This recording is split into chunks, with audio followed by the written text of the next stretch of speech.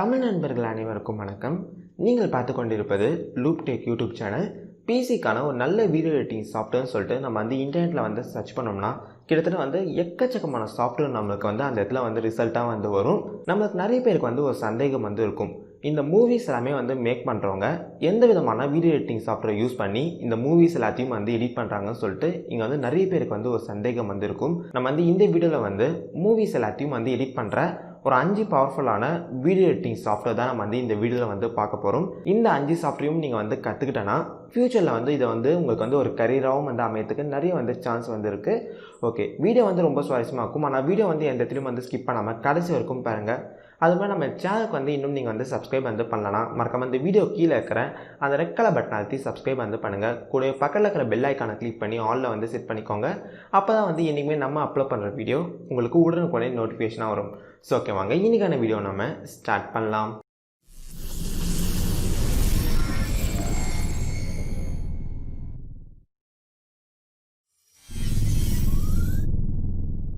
நான் இந்த வீடியோவில் சொல்கிறேன், இந்த 5 சாஃப்ட்வேருமே ரொம்ப பவர்ஃபுல்லான சாஃப்ட்வேர்.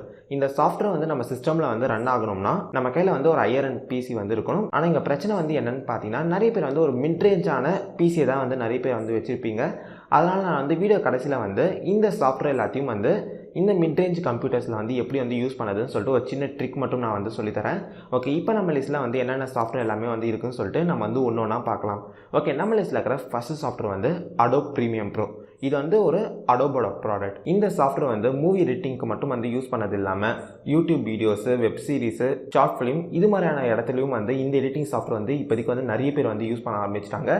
இந்த சாஃப்ட்வேருக்கான முக்கியமான யூஸ் என்னென்னு பார்த்தீங்கன்னா, இப்போ மூவி மேக் பண்ணுறவங்க தனித்தனி கிளிப்பாக தான் எல்லா வீடியோவும் எடுப்பாங்க.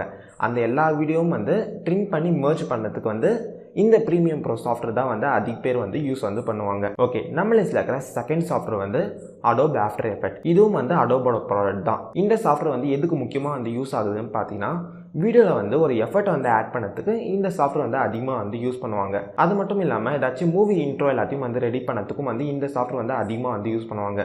இந்த சாஃப்ட்வேர்லையும் ட்ரிம் பண்ணது, மெர்ஜ் பண்ணது இது மாதிரியான வேலையும் பண்ணலாம். ஆனால் நிறைய பேர் இந்த சாஃப்ட்வேர் கிராஃபிக்ஸ் எஃபர்ட்டை ஆட் பண்ணதுக்கு தான் முக்கியமாக யூஸ் பண்ணுறாங்க.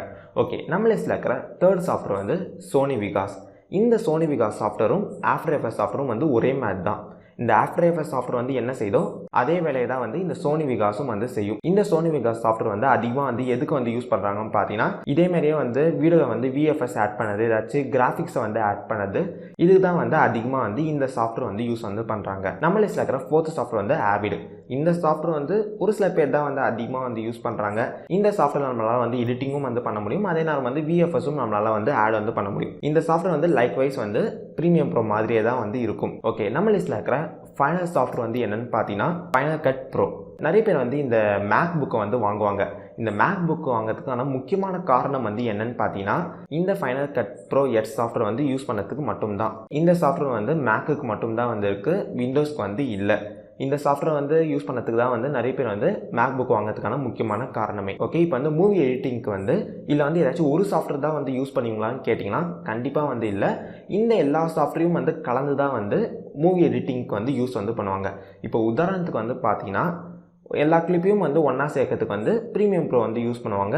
அப்புறமா அந்த மூவிஸ் எல்லாத்தையும் ஒன்றா சேர்த்தோன்னே அதில் எஃபர்ட் ஆட் பண்ணதுக்கு ஆஃப்டர் எஃபர்ட் யூஸ் பண்ணுவாங்க. இதே மாதிரி தான் நான் இப்போ சொன்னேன், இந்த 5 சாஃப்ட்வேரையும் கலந்து தான் மூவி எடிட்டிங்க்கு யூஸ் பண்ணுவாங்க.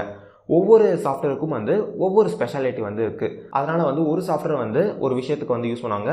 அதேமாதிரி இன்னொரு சாஃப்ட்வேர் வேறு ஒரு விஷயத்துக்காக யூஸ் பண்ணுவாங்க. ஓகே, இது மட்டும் இல்லாமல் நிறைய பேர் பவர் டைரக்டர், ஃபிலிமோரா, கேம்டேஷா இது மாதிரியான சாஃப்ட்வேரும் நிறைய பேர் யூஸ் பண்ணுவாங்க.